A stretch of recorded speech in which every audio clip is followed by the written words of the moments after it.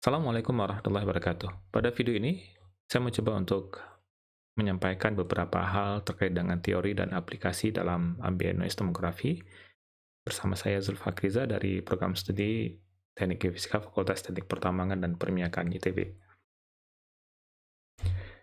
Berikut adalah outline yang akan saya sampaikan dalam video ini, yaitu saya awali dengan pengantar, karakteristik dari seismic noise, ambient noise tomografi, akuisisi data, korelasi silang, kurva dispersi, dan tomografi. Harapannya 7 poin ini bisa memberikan gambaran kepada kita tentang apa itu ambient noise tomografi dan bagaimana kita mencoba untuk melakukan processing dari data ambient noise tomografi dan nanti menjadi sebuah penampang yang memberikan informasi tentang struktur yang ada di bawah permukaan. Berikut ini adalah publikasi yang sudah kami hasilkan, yang kami publikasikan pada jurnal yang memiliki reputasi yang bagus, jurnal internasional yang punya reputasi yang bagus, yaitu di Geophysical Journal International, di Frontier in Earth Sciences, di Geoscience Letter, dan beberapa jurnal lain yang juga tidak kami tampilkan di sini. Kalau kita lihat dari sini, rekam jejaknya bahwa interaksi saya dengan ambient noise tomografi itu sejak tahun 2011 waktu saya mulai melakukan penelitian S3 saya, kemudian tahun 2014 kami melakukan publikasi dari hasil yang kami lakukan di Jawa Tengah. Kemudian riset tentang ambient noise tomografi terus berkembang dan beberapa kolega kami, baik itu di BMKG maupun di ITB, melakukan riset tentang ambient noise tomografi di Kota Bandung, kemudian di Jawa Timur, dan juga di Jawa Barat, di Gunung Agung yang kami lakukan, kemudian di Merapi, di Lombok, dan juga di Banyumas. Ini salah satu bentuk kontribusi kami untuk memahami sebuah struktur di bawah permukaan dengan memanfaatkan ambient noise tomografi. Nah, kita coba mulai tentang diskusi kita terkait dengan ambient noise tomografi. Saya coba awali dengan tomografi itu sendiri. Kalau kita lihat di sini dalam slide ini bahwa tomografi adalah sebuah metode pencitraan berdasarkan penampang tertentu dengan memanfaatkan berbagai jenis gelombang yang nanti gelombang ini akan menembus sebuah media yang nanti akan memperlihatkan sebuah profil dari pola perlambatan kecepatan dari gelombang tersebut yang nanti berasosiasi atau kita interpretasi dengan struktur yang ada di medium yang dilewati oleh gelombang. Tentunya sebuah gelombang yang melewati sebuah medium ada mengalami perlambatan dan juga percepatan.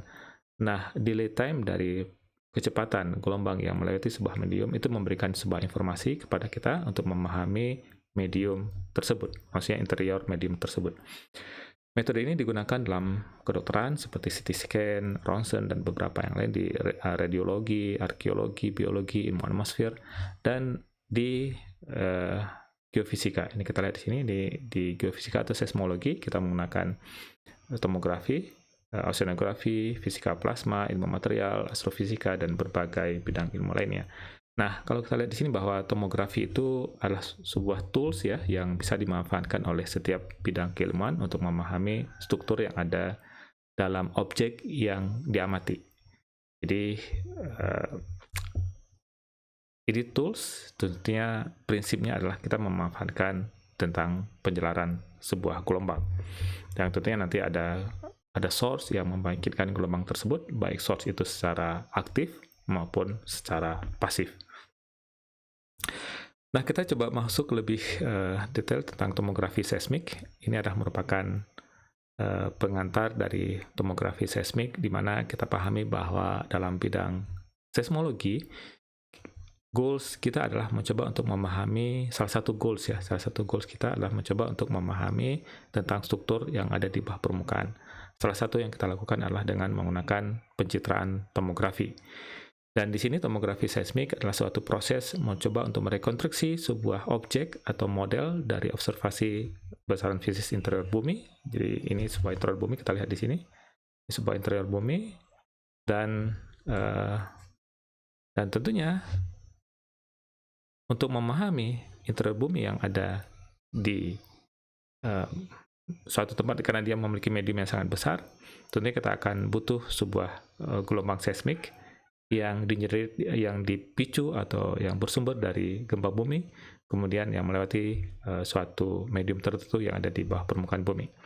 Pola kecepatan penjelaran radiasi gelombang seismik yang melintasi sebuah medium, dalam hal ini adalah medium lapisan bawah permukaan bumi, yang nanti merepresentasikan komposisi dari lapisan yang dilewati. Jadi pola penjelaran sebuah gelombang yang melewati perlambatan dan juga percepatan akan memberikan sebuah informasi kepada kita tentang profil yang ada di bawah permukaan bumi.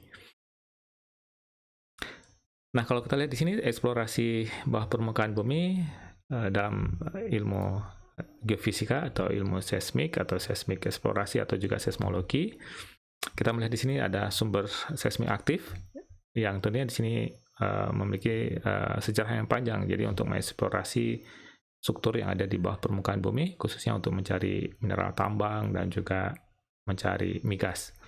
Tentunya di sini butuh biaya yang tidak murah tentunya, dan juga perizinan yang relatif panjang, karena apabila kalau seandainya kita menggunakan, apalagi kalau kita menggunakan sumber dinamit, maka kita butuh izin untuk melakukan peledakan, yang mana nanti sumber dinamit ini akan mengenerate sebuah gelombang atau vibrasi yang nanti direkam oleh sejumlah geofon. Seperti yang terlihat pada gambar ini, inilah sebuah aktivitas seismik aktif untuk mengeksplorasi bawah permukaan bumi.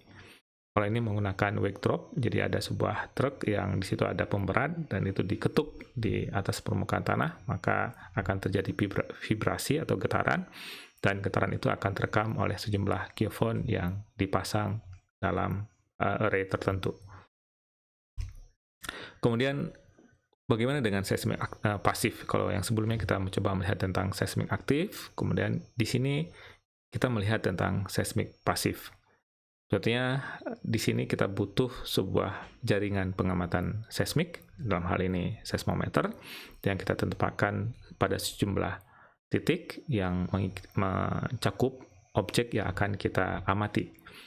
Nah, sumber yang kita gunakan di sini adalah sumber dari gempa bumi. Jadi sebuah event-event gempa yang terjadi di kedalaman tertentu, kemudian terekam oleh jaringan pengamatan seismometer, dan setiap pola event yang terjadi atau setiap event yang terjadi memberikan radiasi sinar gelombang yang nanti direkam oleh sejumlah seismometer.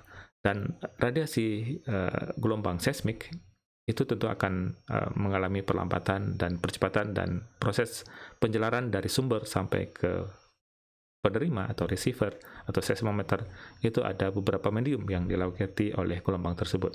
Nah, penjelaran gelombang atau repet yang berasal dari setiap event gempa bumi itu memberikan informasi penting bagi seorang seismologi untuk memahami tentang struktur yang ada di bawah permukaan. Tentunya kualitas resolusi itu bergantung dari sebaran kejadian gempa bumi dan juga dari jumlah stasiun yang digunakan. Tentunya makin banyak stasiun yang digunakan, kemudian makin banyak event yang terjadi, itu akan memberikan repet yang bagus, dan juga repet akan berhubungan dengan resolusi. Kemudian yang jadi pertanyaan kita, bagaimana kalau seandainya kita ingin mencoba mengamati sebuah wilayah yang memiliki tingkat kegempaan yang relatif sepi. Ini salah satu solusi yang ditawarkan, yaitu kita mencoba untuk memanfaatkan ambient coherent noise atau coherent noise dari sebuah lingkungan yang tentunya nanti itu akan menjadi sebuah sinyal. Di sini kita akan mengandalkan sebuah getaran alami yang terjadi secara konsisten, atau juga bisa kita kenal dengan coherent. Dia terjadi day by day di suatu wilayah, dan tentunya itu bukan gempa, tetapi sebuah vibrasi atau sebuah getaran yang diberikan secara alami dan secara terus-menerus. Kemudian dari situ kita nanti dimungkinkan untuk mengekstrak sebuah sinyal dari coherent noise tadi, yang tentunya nanti sinyal itu akan memberikan informasi tentang struktur yang ada di bawah permukaan. Nah, sebelum ke sana, kita coba lihat tentang sinyal seismik ya. Kita pahami di sini adalah sebuah sinyal seismik merupakan suatu fungsi yang menggambarkan amplitudo getaran tanah terhadap waktu. Kemudian sinyal seismik dapat dinyatakan dalam kawasan frekuensi melalui suatu transformasi.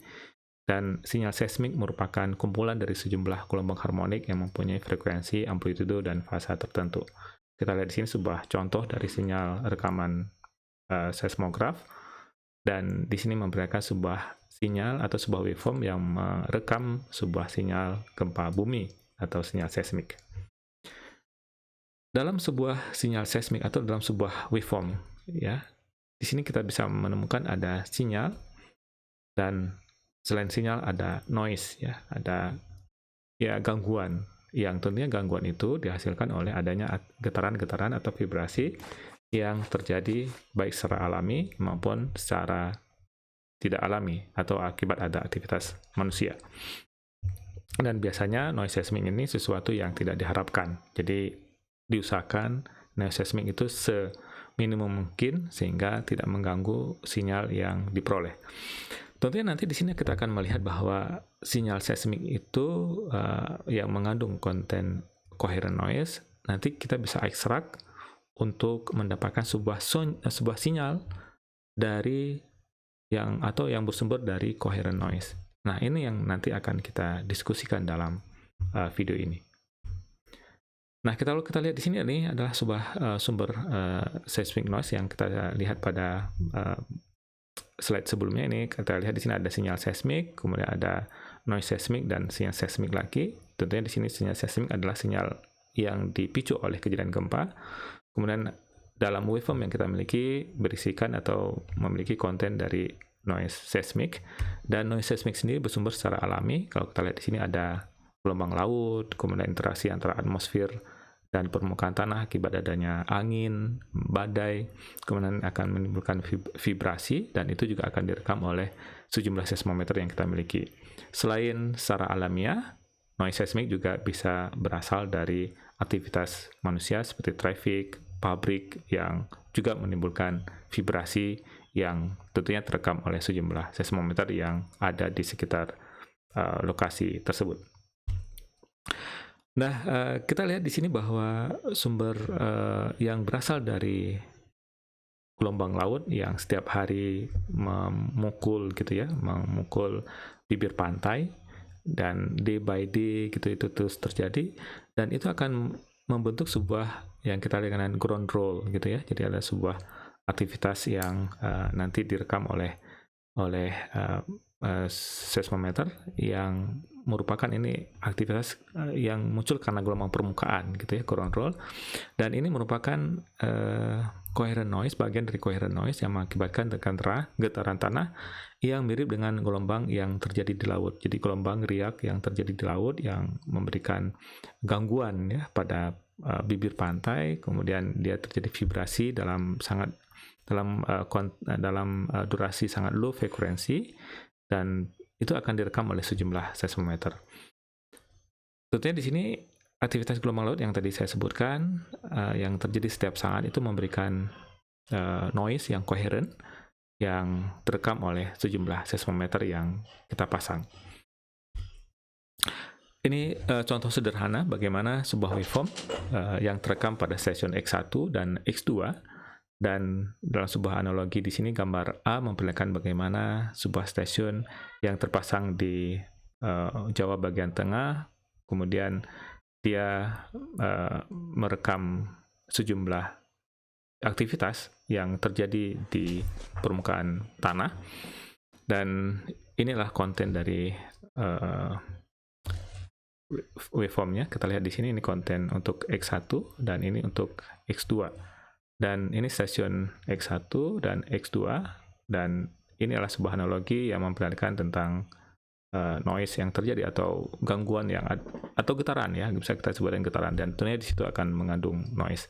Yang tadi kita lihat di bagian utara Jawa itu ada aktivitas yang ada di laut utara, kemudian atau di pantai utara, kemudian di bagian selatan juga memberikan kontribusi terhadap terjadinya coherent noise yang direkam oleh stasiun X1 dan stasiun X2.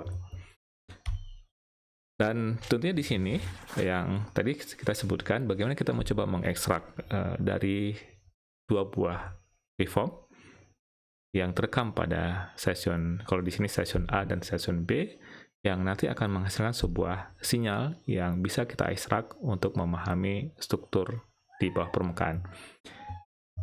Di sini tentunya kita akan menggunakan yang namanya korelasi silang, ya, cross correlation. Tentunya untuk melakukan korelasi silang itu adalah menggunakan konsep dari interferometri, yaitu mencoba untuk menjadikan sinyal baru dari hasil korelasi silang dua buah waveform pada dua session yang berbeda. Dalam hal ini, session A dan session B. Tentunya hasil korelasi silang memberikan informasi waktu tempuh, travel time, yang mana nanti memperlihatkan jarak antara stasiun. Kita punya jarak antara stasiun, ya. Kita punya waktu travel time antara stasiun A ke stasiun B. Tentunya dari jarak antara stasiun A dan stasiun B, kemudian kita punya waktu, maka kita akan mendapatkan atau memperoleh yang namanya kecepatan.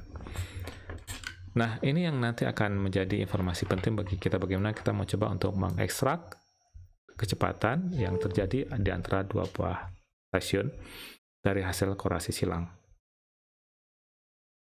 Dan selanjutnya kita dimungkinkan bagi kita untuk melakukan kurva dispersi. Nah, ini kita lihat di sini konsep utama adalah seismic interferometry, yaitu korelasi silang dari ambient seismic noise. Kemudian dari korelasi silang tersebut memungkinkan kita untuk mengestimasi green function atau sebuah envelope yang memberikan sebuah informasi tentang impulse respon dari medium yang dilewati oleh rapid, ya, lintasan sinar. Nah, tentang akuisisi data itu sendiri, di sini yang pernah kami lakukan di Gunung Agung, kami menempatkan sejumlah seismometer di Gunung Agung, dan ini proses akuisisi data yang kita lakukan di lapangan. Dan tentunya karena proses akuisisi yang kami lakukan di lapangan itu bukan hanya untuk ambient noise tomografi, tetapi juga untuk memahami atau merekam aktivitas kegempaan. Jadi ada dua fokus yang akan kita lakukan di situ. Yang pertama, kita akan mendapatkan rekaman event dari pengukuran seismometer yang kita tempatkan di suatu wilayah, karena kita tempatkan dengan baik gitu, ya, dan harapannya juga bisa merekam event. Kemudian di sisi yang lain, dari jaringan pengamatan yang kita miliki, kita juga bisa mendapatkan konten ambient noise atau konten coherent noise dari waveform yang kita peroleh. Dan di situ nanti kita akan bisa mendapatkan body wave tomografi dengan sumber dari gempa. Selain itu juga kita bisa mendapatkan atau melakukan ambient noise tomografi dari sumber coherent noise. Tentunya di saat akuisisi kita lakukan seperti ini, kita bisa mendapatkan dua-duanya. Namun ada satu lagi akuisisi yang dilakukan hanya fokus untuk ambient seismic noise, kita hanya mendapatkan sebuah sensor itu di permukaan, sehingga untuk event tentunya agak susah, ya, karena background noise itu terlalu tinggi, sehingga agak susah untuk mengekstrak event dari situ. Namun untuk beberapa studi seperti ini sebuah studi di kawasan zona yang secara seismisitasnya tinggi, dan juga kita bisa melakukan filtering untuk mendapatkan bagian yang kita inginkan, yaitu bagian dari coherent noise. Nah, ini proses korelasi silang yang dilakukan, ya, ini untuk satu hari korelasi silang, belum terlihat bagian yang akan kita ekstrak. Ini untuk 10 hari, sudah terlihat di sini bagian yang akan kita ekstrak. Kemudian ini untuk 20 hari, sudah makin terlihat, dan ini untuk 33 hari. Nah, tentunya di sini setelah kita lakukan stacking, ya, ini kalau satu hari kita akan lakukan stacking untuk segmen yang kita lakukan korelasi silang untuk 1 hari. Kemudian untuk 10 hari berarti kita akan melakukan staking dari segmen dalam 1 hari. Kemudian setelah kita dapat 1 hari, kita staking lagi untuk 10 hari. Tentunya akan terlihat bagian dari green function. Ini adalah merupakan impulse respon ya dari dua stasiun. Misalkan ini stasiun A dan stasiun B, maka envelope ini atau green function ini menandakan tentang struktur yang ada di antara stasiun A dan stasiun B. Kemudian ini untuk 20 hari dan 33 hari. Sehingga dari sini kita bisa mengatakan untuk mungkin 10 hari kita sudah bisa mendapatkan sebuah green function ya dari pengamatan atau pengukuran selama 10 hari. Tetapi akan baiknya juga kalau seandainya kita punya spare waktu yang panjang, misalkan kita bisa melakukan pengamatan sampai dengan 60 hari atau mungkin lebih daripada 60 hari, tentunya kita akan mendapatkan profil dari green function yang lebih baik. Ini prinsipnya, kita menggunakan rumus ini untuk melakukan proses korelasi silang. Jadi kita mencari green function dari XA dan XB, ini adalah lag time-nya atau tau waktu, dan ini prinsip yang kita gunakan untuk mendapatkan green function. Nah, di sini kita lihat bahwa green function menggambarkan impulse respon dari media yang dilewati dari sumber ke penerima yang memberikan informasi keadaan dari setiap medium yang dilewati oleh waveform. Dan ini menjadi kunci pada saat kita melakukan proses ambient seismic noise. Ini sebuah analogi sederhana. Misalkan kita memiliki, ini adalah sebuah V-shape ya. Jadi sebuah korelasi silang antara stasiun A yang terdekat dengan stasiun yang terjauh. Kemudian kalau kita lihat di sini, kalau stasiun terdekat tentu dia akan datang lebih cepat, sedangkan kalau yang stasiun yang jauh tentu dia akan lebih lambat datang paketnya atau envelope-nya. Ini yang paling dekat dengan stasiun yang kita lakukan korelasi silang, kemudian ini yang paling jauh kita lakukan korelasi silang. Jadi antara satu titik, misalkan ini satu titik dengan titik A, B, C, tentu ada yang paling jauh gitu ya. Dan antara titik tentu yang paling jauh itu akan relatif lebih lambat datang dari komponen green function-nya. Nah, ini sebuah analogi sederhana. Misalkan kita coba pick yang bagian yang sini, kita coba pick, dan misalkan kita memiliki jarak antara stasiun M28 dengan M14 itu sekitar 17,5 km, dan waktu tiba gelombang sekitar 20 detik di sini. 20 detik waktu tiba gelombangnya, dia berada di akousal, di sisi akousalnya, sehingga dari situ kita punya jarak dan kita punya waktu sehingga memungkinkan bagi kita untuk menghitung kecepatan grupnya.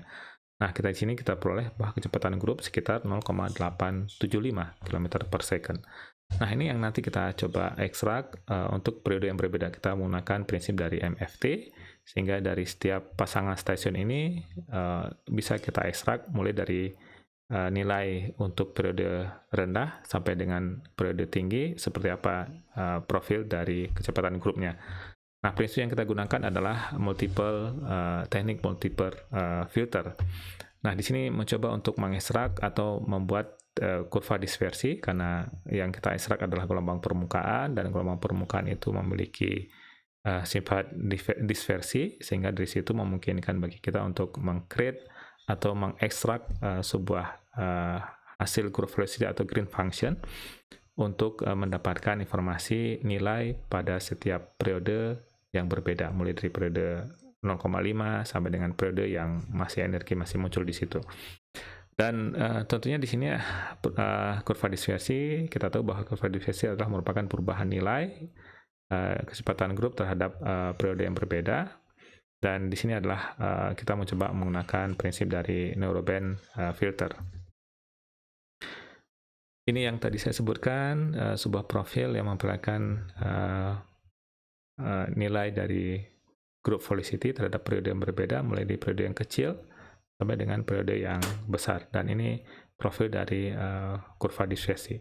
Dan ini memperlihatkan sebuah profil yang makin besar periodenya, maka secara konsisten nilai growth velocity juga makin meningkat gitu ya. Jadi makin dalam atau makin besar periode, maka nilai growth velocity juga makin besar.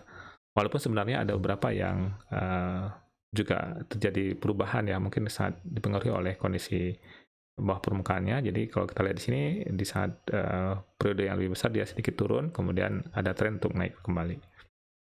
Dan tentunya sangat dipengaruhi oleh profil objek yang kita amati. Nah, ini kita lihat pasangan stasiun yang kita lakukan korelasi silang ya, dan tentunya setiap pasangan stasiun ini memberikan nilai group velocity tersendiri ya, setiap pasangan stasiun tersebut, yang tentunya setiap nilai group velocity akan menggambarkan tentang struktur yang ada di bawah permukaan. Satu lagi yang menjadi concern kita adalah resolusi. Jadi makin rapat stasiun yang kita miliki atau makin banyak stasiun yang kita miliki, maka dia akan memberikan sebuah repeat yang rapat. Repeat yang rapat akan memberikan kontribusi yang signifikan terhadap resolusi dari penggambaran struktur di bawah permukaan.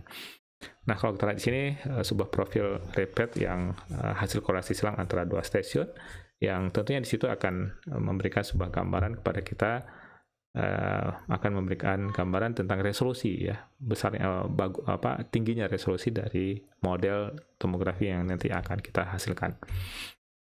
Nah, kita lihat di sini, ini untuk periode 1 second tidak begitu rapat. Ini untuk 2 second relatif rapat, 3 second, ini 4 second, 5 second, 6 second. Dan setelah itu relatif sudah lebih jarang dari repeat ya. Ini sampai dengan 12 second sudah relatif jarang. Sehingga dari sini kita bisa mengatakan mungkin untuk resolusi yang bagus dia berada di rentang 2 second sampai dengan 6 second. Itu sebuah wilayah yang atau sebuah periode yang memiliki resolusi yang relatif bagus. Berikutnya adalah kita akan masuk ke tahap inversi.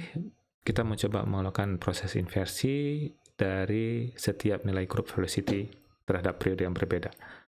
Inversi waktu tempuh gelombang dilakukan dengan melakukan merekonstruksi pola sebaran kecepatan grup terhadap fungsi frekuensi atau periode.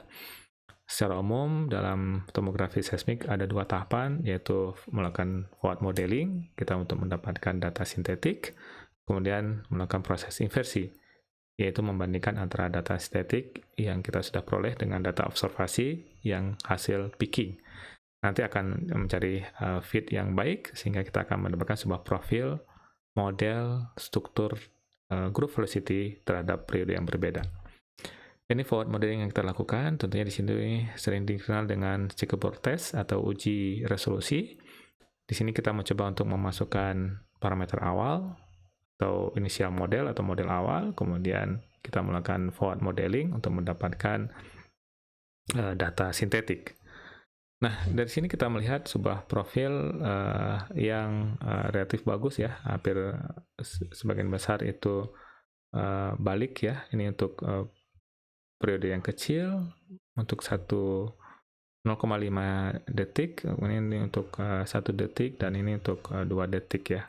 Tentunya ini sangat berhubungan dengan yang tadi kita lihat sebelumnya, sangat berhubungan dengan repeat yang relatif jarang untuk periode yang 0,5 detik. Kemudian ini sudah relatif bagus karena recovery untuk checkerboard testnya sudah dominan kembali. Nah, ini hasil dari salah satu inversi yang kita lakukan untuk periode 2 second sampai dengan 12 second. Dan tentunya di sini untuk forward modeling seperti yang tadi saya sebutkan bahwa merupakan pemodelan dengan menentukan parameter-parameter model untuk mendapatkan data sintetik atau kalkulasi. Kesesuaian antara data kalkulasi dengan data pengamatan merupakan indikasi mengenai gambaran struktur di bawah permukaan. Dan inverse modeling merupakan tahapan pemodelan di mana parameter model diperoleh sedemikian rupa hingga ada kesesuaian antara data kalkulasi dan data observasi. Dalam ANT yang saya pahami setidaknya ada 2 metode atau 2 teknik inversi yang dilakukan. Yang pertama dengan subspace, dia menggunakan fast matching surface tomography atau FMST yang diperkenalkan oleh Rawlinson dan Sambridge tahun 2003, dan ini menggunakan prinsipnya adalah subsurface inversion. Selain itu adalah transdimensional inversion, diperkenalkan oleh Rees tahun 2020, sebelumnya juga pernah saya gunakan, itu Bayesian transdimensional yang juga diperkenalkan oleh Haris dan Thomas Bodang dari YNU waktu itu. Dan dari proses ini tentunya ini lebih praktis karena kita bisa menggunakan dengan perangkat komputer yang relatif sederhana, tetapi hasilnya tidak begitu meresolve ya, dalam artian masih ada beberapa parameter yang proses kalkulasinya masih terbatas. Sedangkan yang transdimensional inversion ini butuh sebuah perangkat komputer yang lebih high, lebih tinggi spesifikasinya, sehingga dari situ kita akan mendapatkan sebuah hasil yang relatif lebih baik ya. Nah, ini salah satu hasil yang diperoleh dengan menggunakan transdimensional inversion yang kami publikasikan pada tahun 2014 di Geophysical Journal International. Berikutnya adalah kita mencoba untuk melakukan inversi kedalaman. Jadi sebelumnya yang parameter yang kita peroleh adalah kecepatan grup terhadap periode, kemudian kita mencoba untuk mendapatkan kecepatan VS atau shear wave terhadap kedalaman. Nah, ini yang kita lakukan dengan juga ada beberapa teknik yang bisa diaplikasikan. Kalau ini menggunakan Neighborhood algorithm, ada juga nanti menggunakan transdimensional untuk mendapatkan profil 1D VS ya. Dan ini adalah titik-titik yang nanti kita ekstrak nilai 1D VS, dan ini adalah sebuah proses inversi yang kita lakukan membandingkan antara kalkulasi dan observasi. Sehingga dari situ kita akan mendapatkan sebuah profil kecepatan VS, profil VS terhadap kedalaman yang berbeda. Dan di sini kita ambil contoh salah satu yang kami dapatkan misalkan di Jawa Tengah, ini pada kedalaman 0,5 km, dan kami mencoba membandingkan dengan peta gravity, maka secara umum memperlihatkan sebuah pola yang relatif mirip ya, tetapi dari hasil ANT kita bisa mendapatkan profil kedalamannya mulai dari kedalaman 0,5, 1 sampai dengan kedalaman 10 km.